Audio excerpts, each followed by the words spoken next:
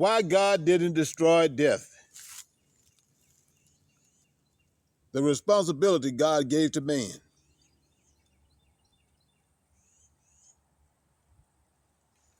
Today I'm dealing with a question that most people never ask,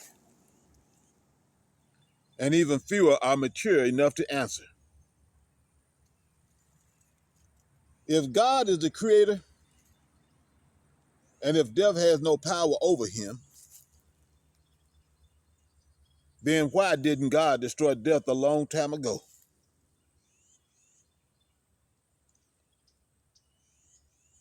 The answer is simple, but it requires responsibility. It requires maturity. It requires you to stop thinking like a victim and start thinking like a man who was given dominion.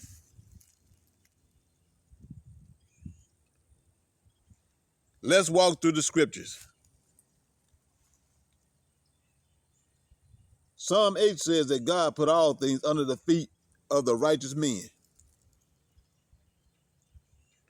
Not some things, not spiritual things only, all things.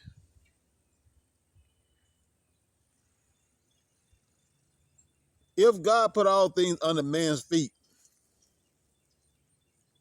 then God is not the one who comes behind man to clean up what man refuses to rule over. Dominion was given to man. Responsibility was given to man. Authority was given to man.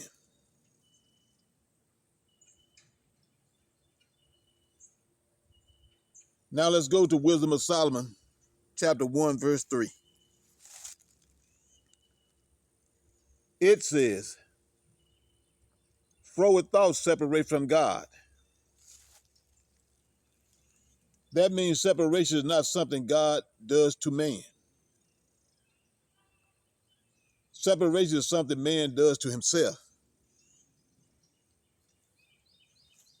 Your own thoughts can push God out of your life. Your own thoughts can disconnect you from his presence. Your own thoughts can create the very conditions that death feeds on.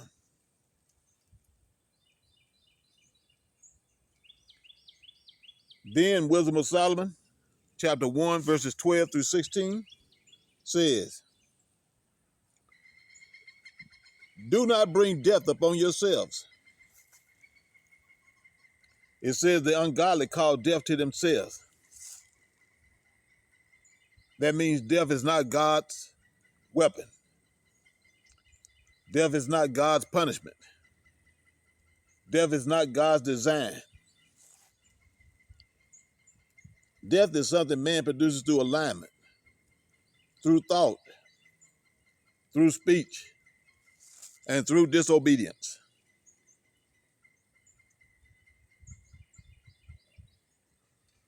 Wisdom of Solomon, chapter 2, verse 23, says God created man for immortality. So if God created man for immortality and man is still dying, then the problem is not God. The problem is man's choices.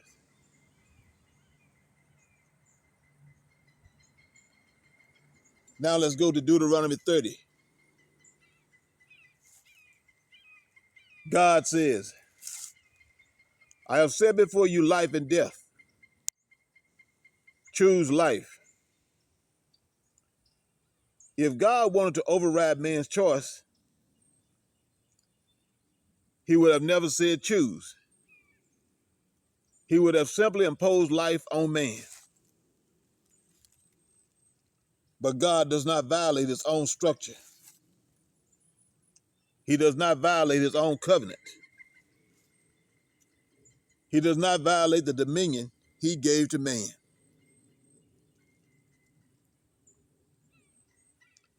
And Proverbs 18:21 says it.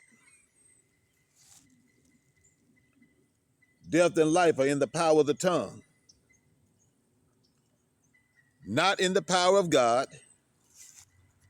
not in the power of the devil, not in the power of fate. Death and life are in the power of the tongue of man.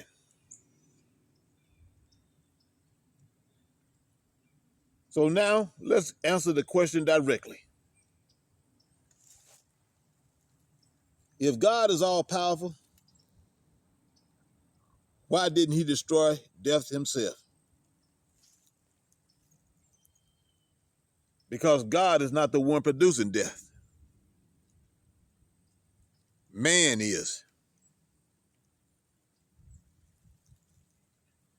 God would not destroy what man continues to generate. God would not override the dominion he gave to man. God would not violate the structure he himself established. Death is the last enemy because man keeps choosing it. Man keeps speaking it. Man keeps aligning with it.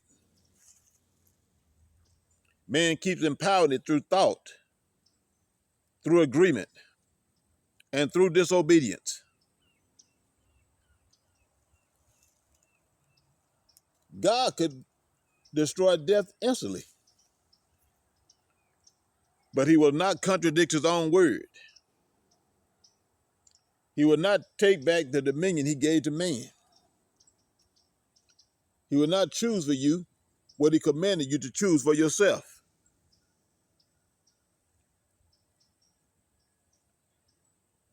So the destruction of death does not happen when gods get ready. It happens when man gets aligned. It happens when a righteous man refuses death absolutely. It happens when a man stops generating death with his thoughts, his words, and his actions.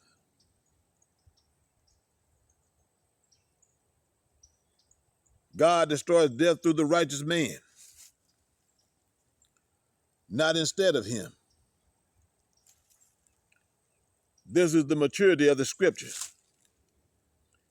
This is the responsibility of dominion. This is the architecture of the covenant.